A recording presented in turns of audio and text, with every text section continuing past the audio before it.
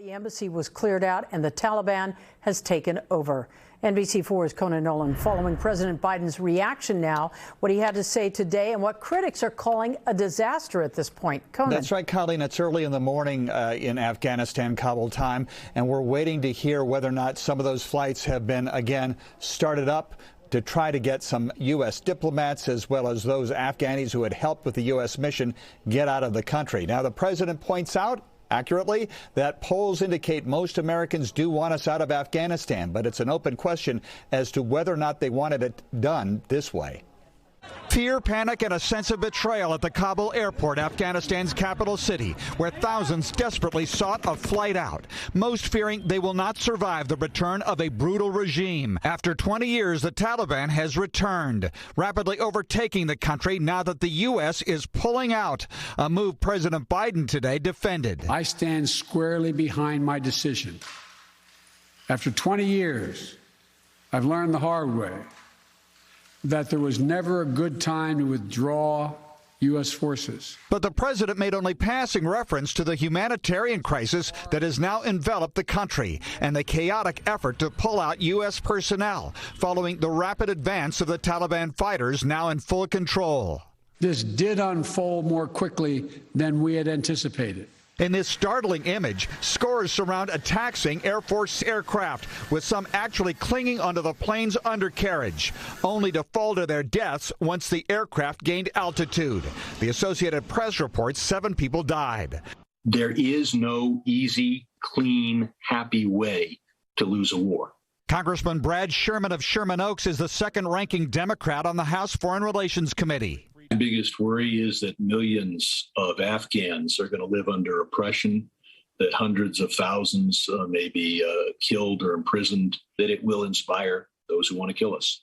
While only 2,500 troops were in Afghanistan, the Pentagon is now forced to send back 6,000 to help with the evacuation. It's unclear how many Afghan civilians who had aided the U.S. during its mission there will be allowed or able to leave, knowing that with the Taliban now in control, remaining in the country could be fatal to themselves and their families.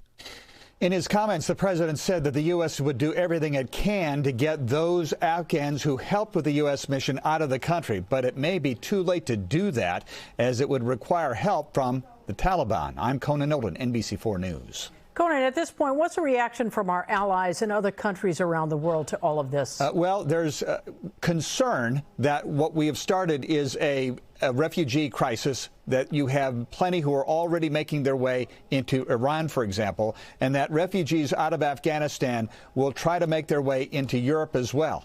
We have NATO countries who are being asked to take in some of the refugees, and that kind of issue is destabilizing, not just for the region, but also for the governments of Europe. So that's one of the concerns. And of course, it's not good for American foreign policy and American credibility overseas. They take a look at what we did. And it's not just military. We had other organizations, U.S. Aid in Development, AID. That was all pulled out. So there are a lot of questions coming from our allies as to if this could have been done differently. Conan, we see pictures of a lot of U.S. equipment left over there, and a lot of people are asking, how is the intel so off on this? I mean, it happened so quickly. Right. Well, there's several theories about that. One is that the intel wasn't that bad, but the administration decided to go ahead. That Brad Sherman, the congressman we talked to, said, well, as soon as you say you're leaving, you have about 72 hours to leave. That's just the way it rolls, because you're trying to keep from being shot at as you leave the country. There's others who suggest that it was demonstrative of how poorly it was being run, that we didn't have the intel to tell us just how rapidly this was going to dissolve. And finally, there's this issue that the U.S. was currently in a support status for that country with air support and others, that as soon as we pulled out at Bagram Air Force Base, for example, it completely demoralized the army, the military for Afghanistan, and that was not, they didn't expect that, and as a result, you have what's unfolding currently. All right, Conan, thank you. We appreciate you staying with us tonight. Thank you.